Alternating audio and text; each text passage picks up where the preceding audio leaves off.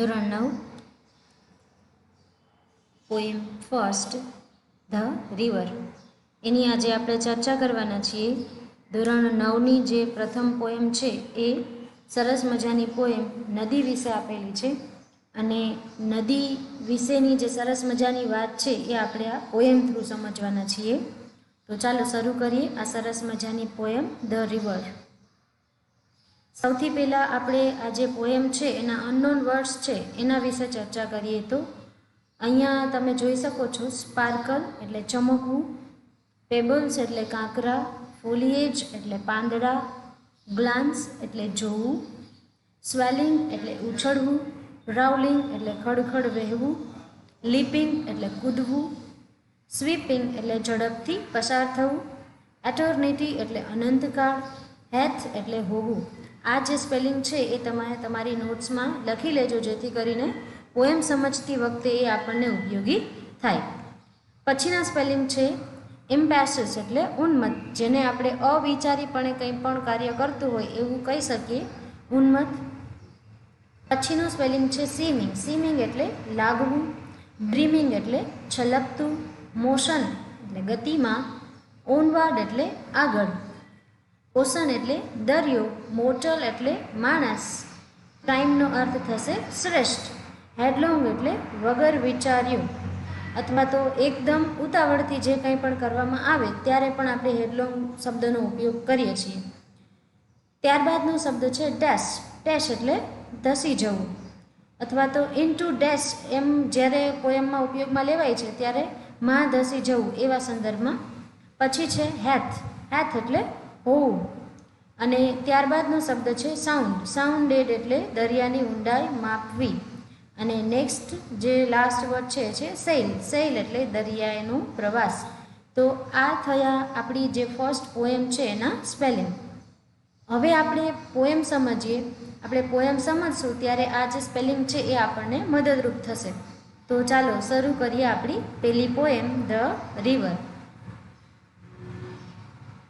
River, river, little river, bright you sparkle on your way, over the yellow pebbles dancing, through the flowers and foliage glancing, like a child at play.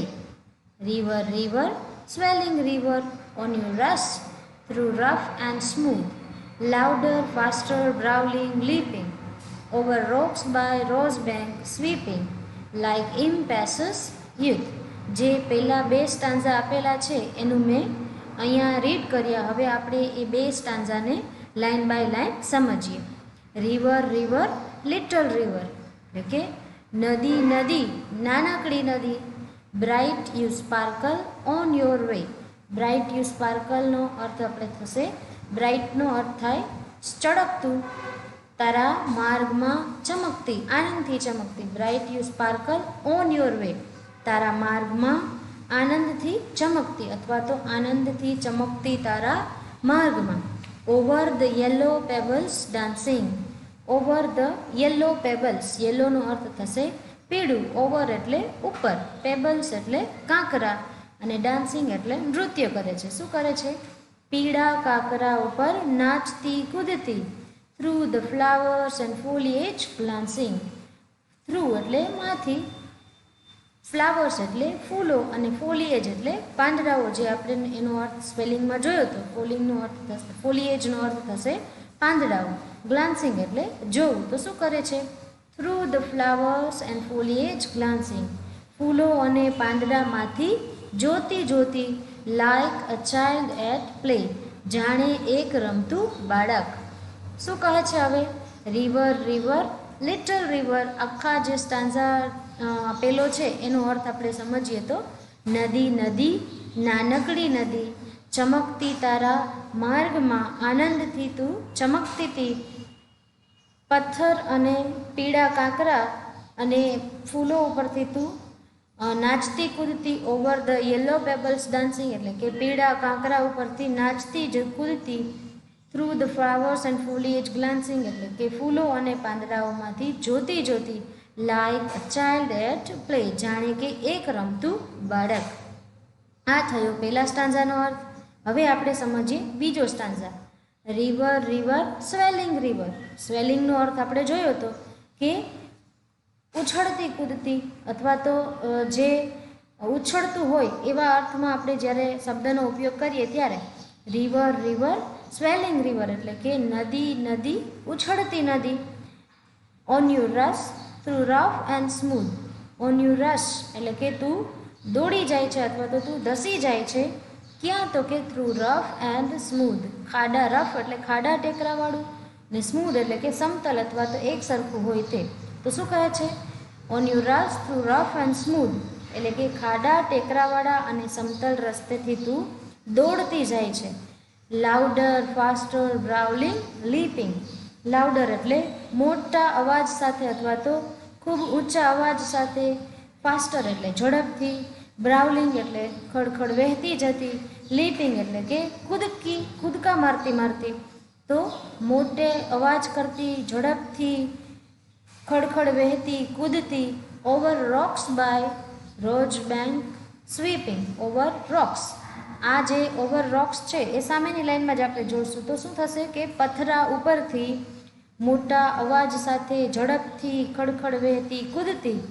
Rose bench sweeping એટલે કે કાંઠા ઉપરના જે ગુલાબના ફૂલ અથવા તો ગુલાબના જે છોડની હાર છે એને અડતી જતી.